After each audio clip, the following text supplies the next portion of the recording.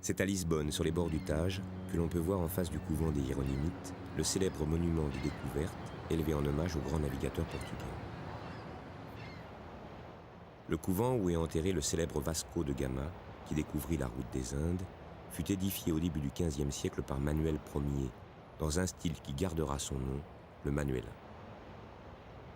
Au XVIIIe siècle, la colline de Belém, située dans la banlieue de Lisbonne, était le site de 2 palais royaux et leurs jardins.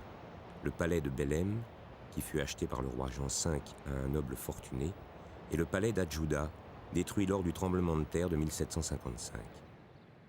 Le palais d'Adjuda fut reconstruit à partir de 1756 et en 1768, José Ier décida la création d'un jardin botanique royal dans son enceinte. Après un incendie en 1794, le palais fut reconstruit, non loin, et le jardin botanique demeura isolé.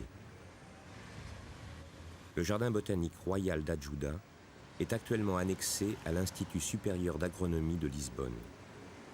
2 ans après sa création, il fut confié aux soins du jardinier italien Domenico Vandelli, qui l'a aménagé suivant les règles de l'école italienne, exprimées dès 1545 au jardin botanique de Padoue, le plus ancien d'Europe. Le jardin a connu des fortunes diverses, suivant les influences imprimées par les jardinistes qui s'y sont succédés. Entre 1811 et 1822, il fut placé sous la direction d'un célèbre botaniste portugais, Félix Brotero, et comptait alors près de 1200 espèces provenant principalement de l'Angola, du Brésil et des îles du Cap-Vert.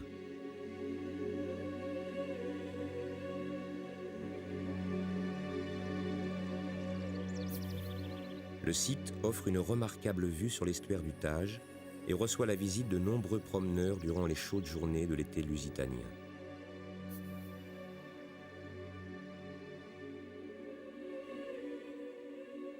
Le site d'Ajuda est un centre d'expérimentation pédagogique. On y enseigne l'art des jardins et la pratique du jardinage.